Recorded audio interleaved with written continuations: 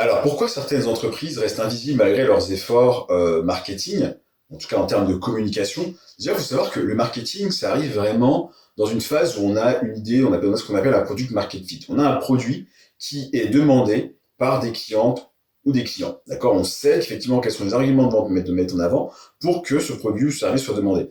Tant que c'est une innovation, il n'y a pas forcément besoin de marketing dans le sens où effectivement, dans un premier temps, il faut déjà voir s'il y a un réel besoin ou s'il y a une réelle demande. D'accord?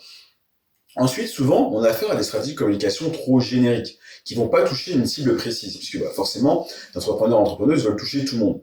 Ce qui n'est pas très pertinent à l'heure d'Internet, où on va pouvoir faire de l'ultra ciblé, de l'ultra personnalisé, d'accord? Et où chaque personne veut avoir son smartphone.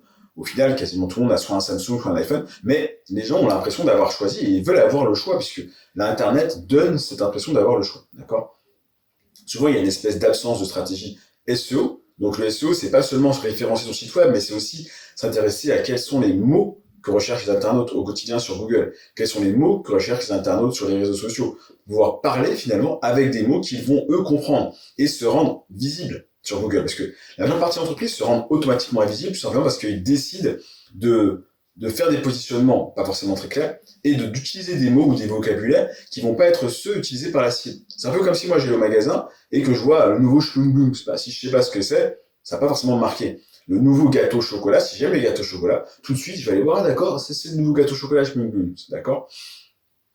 Ensuite, les publications sur les réseaux sociaux. Aujourd'hui, les réseaux sociaux, c'est vraiment devenu le bar du coin. C'est l'espace de communication, c'est vraiment l'outil de gestion de la relation client qui ne doit pas être négligé parce que c'est là que se font les conversations. Donc, les marques doivent aller chercher de l'engagement. Chercher à ce que les personnes like, commentent, partagent, créer des conversations, d'accord, et créer des interactions au maximum. C'est vraiment là que ça se passe.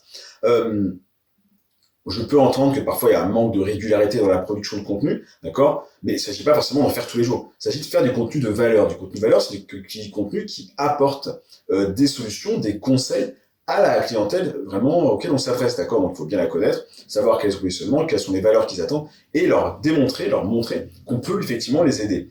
Ça peut aussi être parfois une mauvaise utilisation de la publicité, hein, d'accord? Donc c'est des mauvais ciblages, des budgets mal répartis, ou des budgets qui vont être dépensés à outrance en s'imaginant que ça va fonctionner.